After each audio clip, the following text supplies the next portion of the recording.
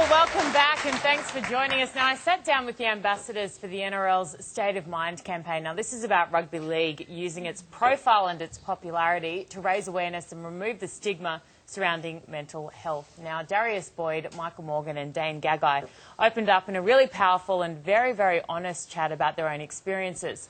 1 in 2 Australians are affected by mental illness. So that's half the people in this audience, half the people in your family at home. It's terrifying. This disease does not discriminate. We are all vulnerable. At the crisis end, suicide is the largest killer of individuals aged 15 to 44. Now, the good news is the Queensland Government is contributing $1 million towards this campaign. So here is a new ad that the NRL has produced. G'day, mate. How are you? Good, good. How's it going, mate? Good, good. Yeah, good, mate. Good. Yeah, good. Yeah, good. Good. Good.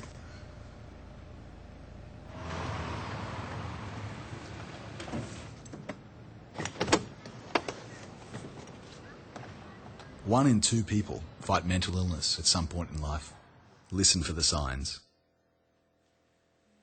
Gentlemen, you're all ambassadors for the NRL State of Mind campaign. So, first of all, thank you so very much for joining us. Darius, we'll start with you. You've now spoken quite publicly about your own battle with mental illness. Tell us your story. Yeah, obviously I've had my own issues the last, probably 10 or so years, but come out about them was the last 2 years, and then I've obviously had mental health in my family. Mum was ended up leaving when I was about 15 with depression, which I didn't really understand for a long time. It wasn't until I went to the clinic myself that I realised that she had depression and she had her own battles. So at the time, I was a 15 to 18-year-old, I probably just thought everyone was abandoning me and everyone was leaving me. And yeah, to go to the clinic was huge for me to realise that you're not alone. There's so many people out there struggling, and that if I can help out and give back to anyone, then I'm more than happy to. Tell me about the moment where you just thought, this is getting on top of me and I need to do something. Well, it was just my actions. Everyone I was close to, I was pushing away, friends and family, my wife, all those things. So it was just got to the point where it was too much. I couldn't handle anymore, and I definitely needed some help.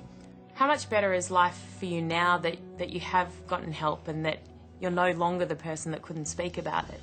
Yeah, it's just been so much easier just to be able to have that weight off your chest and be able to talk about things, know you're not alone, know there's other people out there that are struggling as well, and there's plenty of people that are there willing to help you and support you if you ask for that help. Michael, tell me why you've decided to get involved with this campaign. Yeah, well, unfortunately I lost a close friend to suicide, and up until then I never really thought about mental illness before. So you're talking about Alex? Yeah, friend? So yeah. That's sort of the whole reason why I wanted to be involved. I've been able to learn more about it. If there's any way that I can help people while I'm in this position, then that's what I want to do. Why do you think he went down that path and took that option?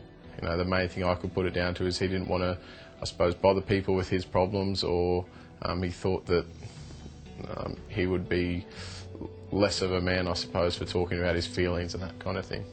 It must be really scary to think that you knew him so well and you were so close, but you didn't notice any signs. And it must make you wonder just how many other people are suffering in a similar way.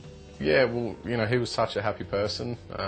He was the type of person that being around, he made people happy. That's what people loved about him. What do you wish Alex had done? Oh, spoken to me, told me how he was feeling and, what he was thinking, because, it's he went through something that was a split decision at the time, I suppose, and he made a choice, but, I think a much easier choice would have been to speak to someone. Tell us about your reasons for being involved in State of Mind. Started when I was at Brisbane, coming through the 20 system, and yeah, I ended up getting shown the door. I ended up just parking down the back street and had all my bags in the car and just spent the night there. Probably the lowest point. I was fortunate enough to get a phone call from Wayne, who said he wanted me on the next flight down to Newcastle, and moved in with Alex McKinnon, and Wayne knew that would be a good thing for me to help me develop as a person away from footy. Alex McKinnon was someone that I'd feel comfortable talking to, and then obviously that incident happened with him, and that had another massive effect on me again. And whenever I had a problem At the time, my thought process was he's got a bigger thing to deal with than my problems, so I didn't really know who to go to. But Alex, being Alex, he doesn't care. He's there for me now. So anything that I've got on my chest, he's always wanting to know about it and wanting to help me still. Darius, what advice would you give to someone out there who may be right now where you were 2 years ago, suffering from depression or anxiety? Yeah, just to speak up. I think just tell a mate, tell someone, tell anyone that you trust. I think if you can't go to a clinic or a therapist or someone like that, just to talk to someone that you really trust. In your head, you dramatise things and make them bigger than they probably are. So writing something down sometimes can help. There is, ways around it and things that you can do to get help and people you can talk to get help. If you can keep an eye on your friends, look for different signs. Make sure you're knowing if their mood's changing and over a period of time if things are getting worse for them. If you or anyone you know is suffering from depression or anxiety or any form of mental illness, please contact Lifeline on 13 11 14 or go to lifeline.org.au.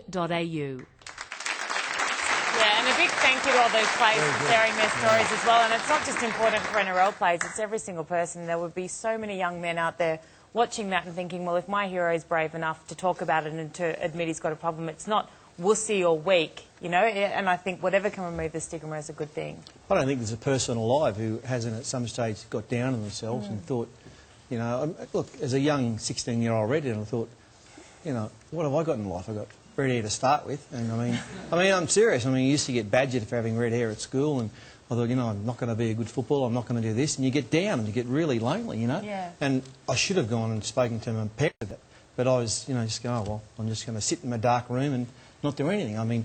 Luckily I'm out of that now, and life's good because I've got a loving family. But, everyone, I think, when they get into that dark spot, you just got to get out of it and try and find someone to talk to. And that's what I think the message that's getting through. Yeah, I think it's a fantastic campaign. It's great of those blokes to come out and tell their story. It's not easy.